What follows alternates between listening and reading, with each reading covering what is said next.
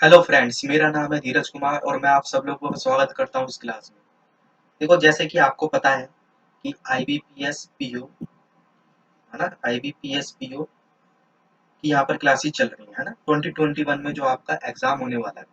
तो देखो, इसकी जो क्लासेस है ना, इसमें हम 50 प्लस, इसके अंदर हमें 50 प्लस मोस्ट इम्पोर्टेंट, ये वर्ड को जरा ध्यान से देखना, ये पजल्स करनी है।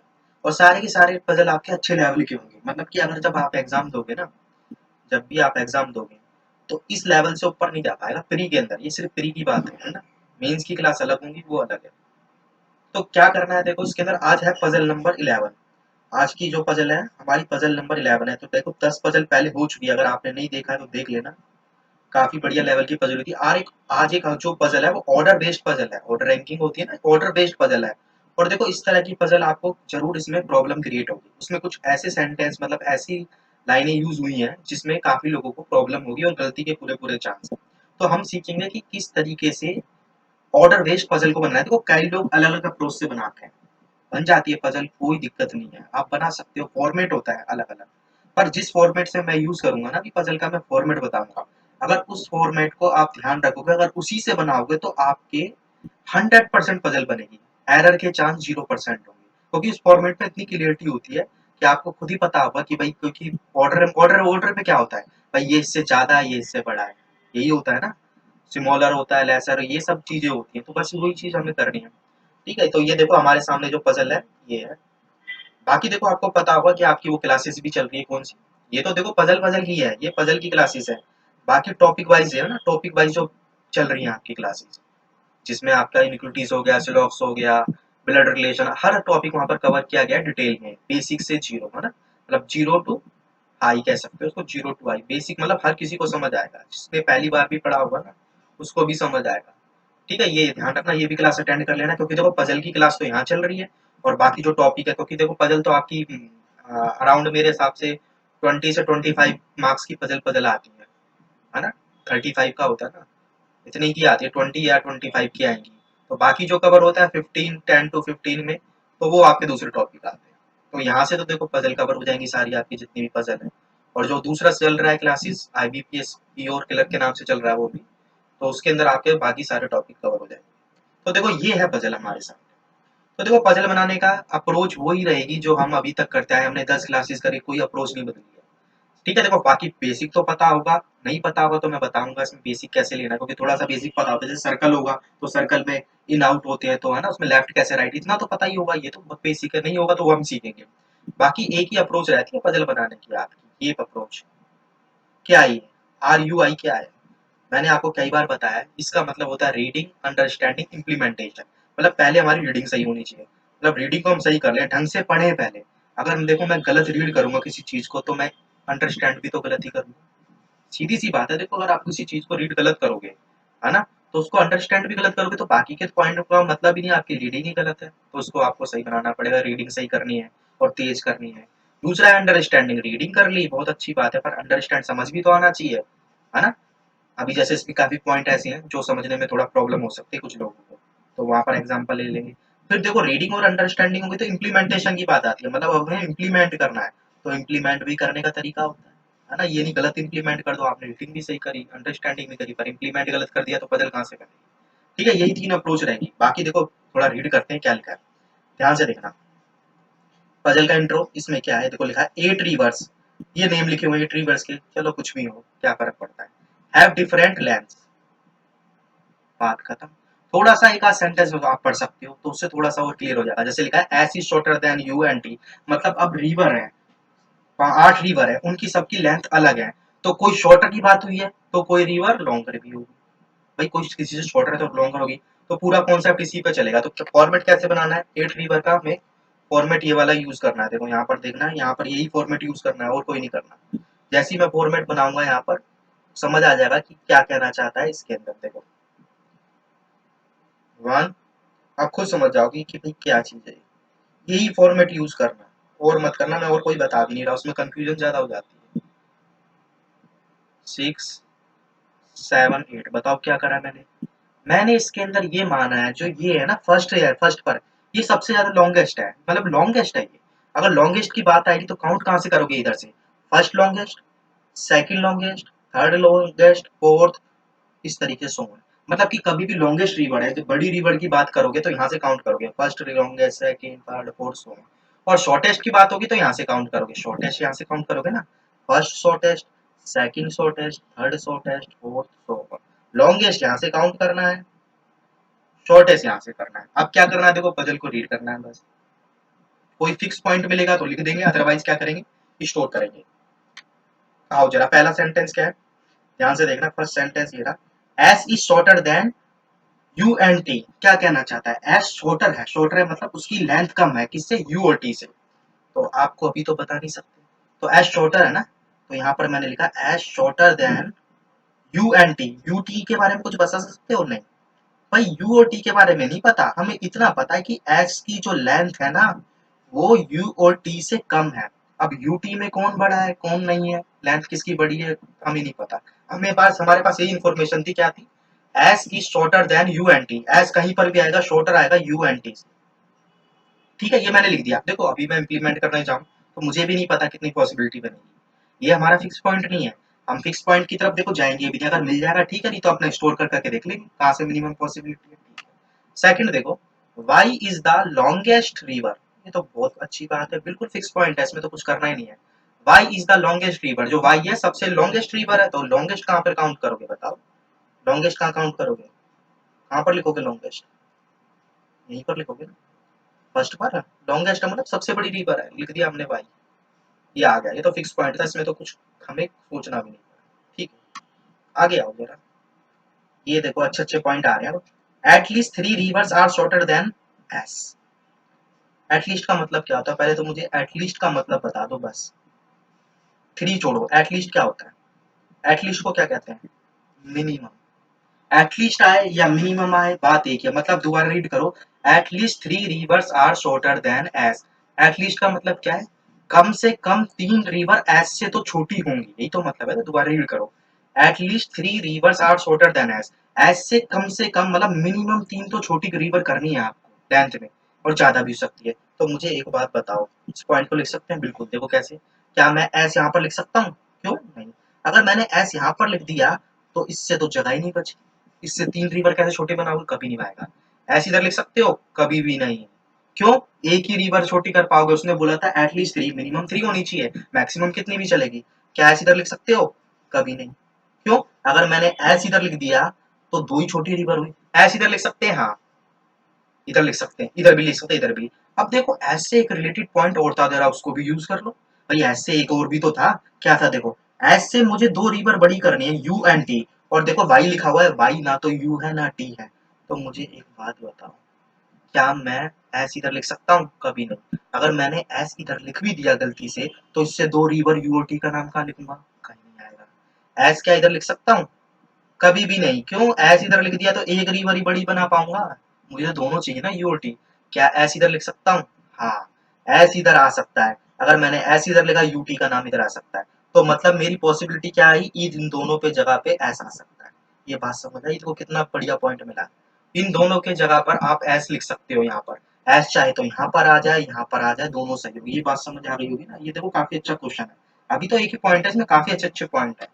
ये बना लिया, चलो उससे बच गए तो अगले पॉइंट में फंसेंगे हम, है ना। अगर नहीं आती होगी तो लैंग्वेज देखो, length of river X is equal to the average length of B and W.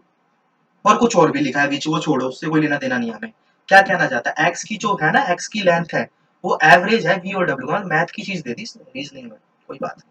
कहना क्या चाहता है उसको इम्प्लीमेंट करते हैं, है ना, स्टोर करते हैं, इम्प्लीमेंट तो कर नहीं सकते। दोबारा पढ़ो, x इज इक्वल टू, कहाँ गया ये देखो, ध्यान से पढ़ो, x is equal to the average length of v and w। मतलब सीधी सी बात है, जो x है यहाँ पर मैं लिख देता हूँ, x है उसकी लेंथ एवरेज है v एंड w से। आप कहोगे क्या बकवास सा पॉइंट दे रखा है, इसका तो मतलब ही समझ नहीं आ रहा, पर यही पॉइंट बहुत अच्छा है। देखो क्या होता है, एवरेज समझते हो, इसको हमें इम्प्लीमेंट करना है। एवरेज मतलब क्या होता है, देखो एवरेज है v और w से, तो x कहाँ आएगा, आप समझ ही नहीं पाओगे भाई x कैसे आएगा। मैं एग्जांपल देता हूँ, दो नंबरों का एवरेज निकालो, 6 और 8 का एवरेज निकालो, कितना आएगा। एवरेज का मतलब क्या होता है, number of observation divide by number of observation, sum of observation divide by observation, सीधा सा रूल कहो। जितने नंबर हैं 6 और 8 मैंने ऐड करा, और कितने हैं, 2 हैं तो 2 ही हो गया ना, 1 2 तो 2 करा, तो कितना आ गया, 6 6 12 14 और 2 7। आप सोचोगे मैं ये क्यों लिख रहा हूँ, यहीं से पूरा कॉन्सेप्ट क्लियर होगा। कुछ भी एवरेज ले लो जो मन कर रहा है, यहाँ पर मैंने 3 ले लिया, यहाँ पर मैंने 1 लिख लिया, तो एवरेज 3 और 4 1 का क्या आएगा, एवरेज कितना आएगा, 4 डिवाइड बाई 2 2। कुछ समझ आ रहा है, शायद नहीं आ रहा हो, पर अब समझ आ जाएगा जब मैं ये लिख रहा हूँ ना। ये सब कुछ भी एवरेज जो मन कर रहा है, लो मैंने लिख दिया 105 101, जो भी मन कर रहा है मैंने लिख दिया, बस जो मेरा मन कर रहा है मैं लिखता जा रहा हूँ। मैं एवरेज समझाने की कोशिश कर रहा हूँ यहाँ पर, क्योंकि एवरेज समझ आ गया तो आपका 90% क्वेश्चन हो जाएगा, इसी में लोग आधे ज्यादा गलती करेंगे। कितना आ गया, कितना आएगा 106। तो समझ क्या आया, बताओ कुछ समझ आ रहा है। मुझे ये समझ आ रहा है, कभी भी मैं दो नंबरों का एवरेज लेता हूँ, कभी भी मैं दो नंबरों का एवरेज लेता हूँ, तो वो इन दोनों के बीच में ही लाई करेगा। मतलब सीधी सी बात है, अगर मैं एवरेज लूंगा ना 6 और 8 का, तो वो 6 और 8 के बीच में आएगा। ऐसा केस कभी भी नहीं बन सकता एवरेज का आपका कि वो 6 से छोटा नंबर निकल जाए, ऐसा नहीं आएगा। जो एवरेज जो रिजल्टेंट आएगा ना, या तो वो 6 से छोटा हो या 8 से बड़ा हो, बन पाएगा, कर लेना। कितने भी नंबर आए करके देख लेना, कभी भी नहीं आएगा। अब 3 और 1 का एवरेज निकाला, तो 3 और 1 का एवरेज ऐसे आ रहा है कि भाई 3 से ज्यादा आ रहा है या 1 से कम। 101 का और 111 का एवरेज ऐसे आ रहा है कि भाई 101 से कम हो और 111 से ज्यादा नहीं। तो इसका मतलब क्या निकला, ये समझने की कोशिश करना। किन्हीं भी दो चीजों का एवरेज होता है ना, उनके बीच में लाई करता है। तो इससे मुझे एक पॉइंट मिला। अगर मैं डायरेक्ट समझाता तो शायद समझ नहीं आता। कहीं पर भी v होगा, कहीं पर भी w होगा, उसको छोड़ो। कहीं पर भी v होगा, कहीं पर भी w होगा, x इनके बीच में आएगा। ये बात समझ आ रही।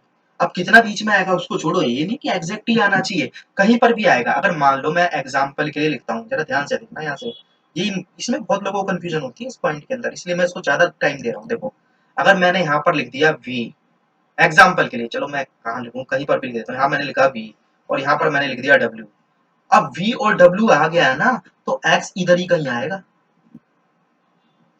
ये समझ आ रही है, यही तो समझाने की कोशिश कर रहा था इतनी देर से। क्या था, एवरेज निकाल के दिखाया ना, इन्हीं के बीच में लाई करेगा भाई, इन्हीं के बीच में आएगा ना। ये भाई लेंथ होगी, आपको लेंथ नहीं दी है, कुछ तो लेंथ होगी, है ना, ये भी कुछ लेंथ होगी, तो इन्हीं के बीच में आएगा। तो ये ध्यान रखना, ये बहुत अच्छा पॉइंट था।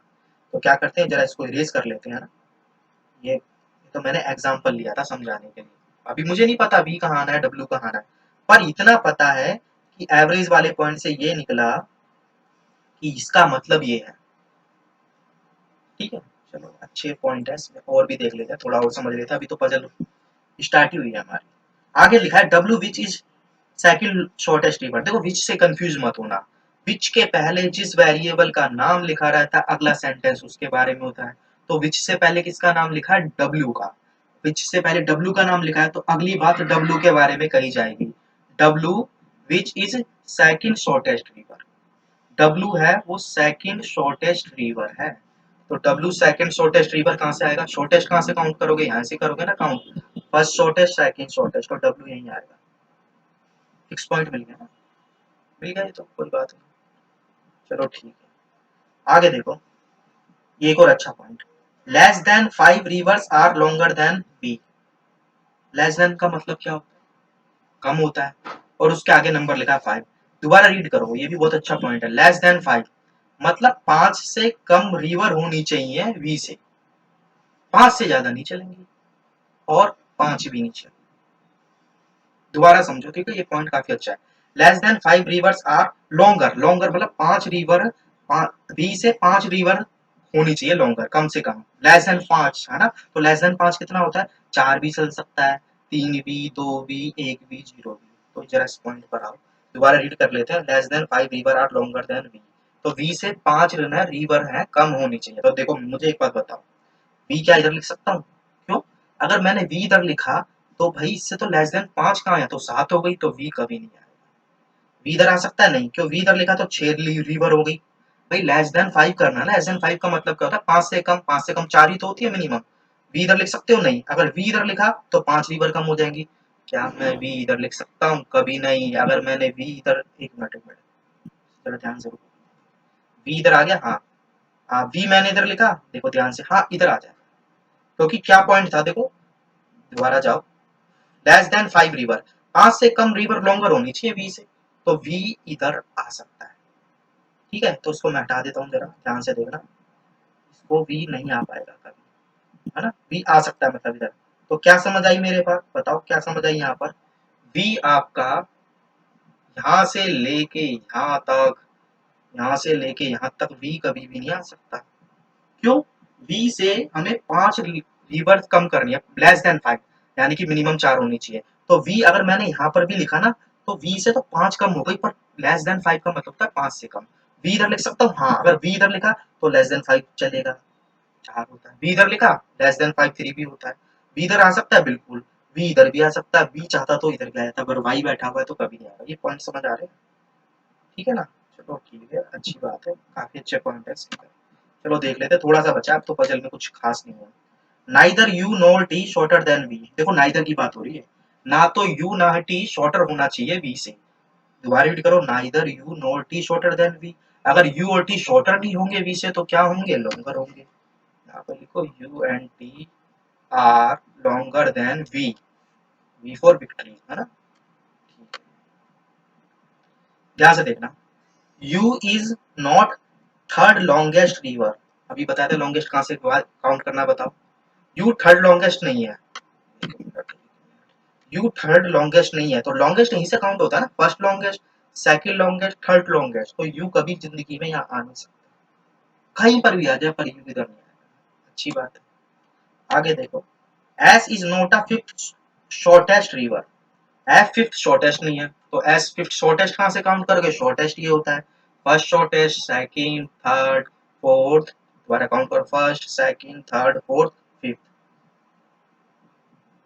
और पजल खत्म हो जाएगी। एक लाइन बची है, no two river are same length, वो तो जरूरत भी नहीं देने की, फालतू का पॉइंट है, जब डिफरेंट है तो सेम होंगी। अब मुझे एक बात बताओ, एस दिखाई दे रहा है आपको, एस दिखाई दे रहा है, कितनी जगह एस दिखाई दे रहा है, सारी जगह ऐसी दिखाई दे रहा होगा, है ना। एक मिनट, कलर चेंज कर लेते हैं पहले यहाँ पर, एक मिनट,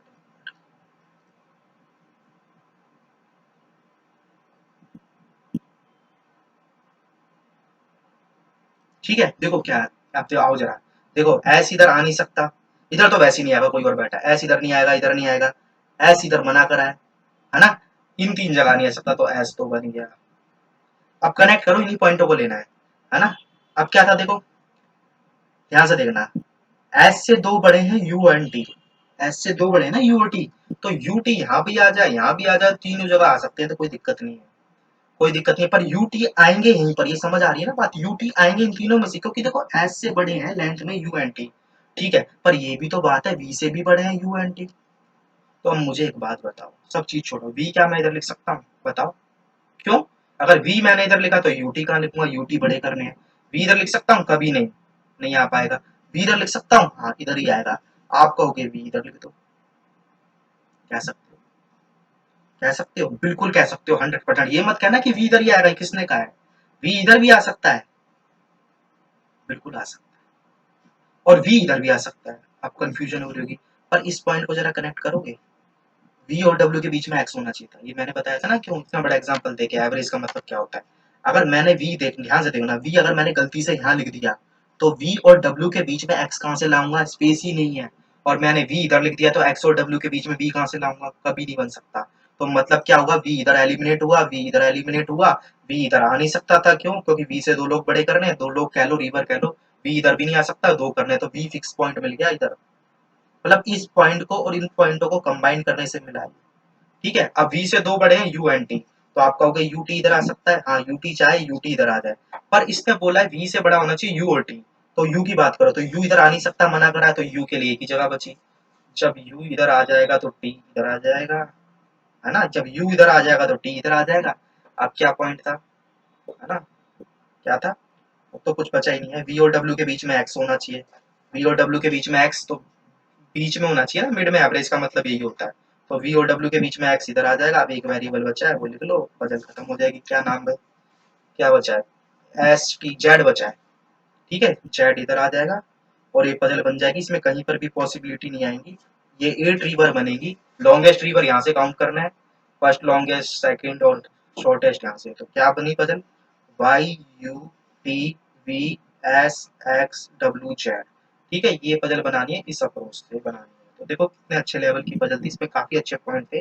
सबसे बढ़िया पॉइंट हमें क्या लगा, ये एक एवरेज का पॉइंट सीखा हुआ है ना, ये एक नया सीखा हुआ इसमें, और इसी से हमारी पूरी पजल बनती गई। अगर ये समझ नहीं आता तो शायद हम पॉसिबिलिटीज में क्या ही बना देते। ठीक है, ये है आपका फाइनल आंसर।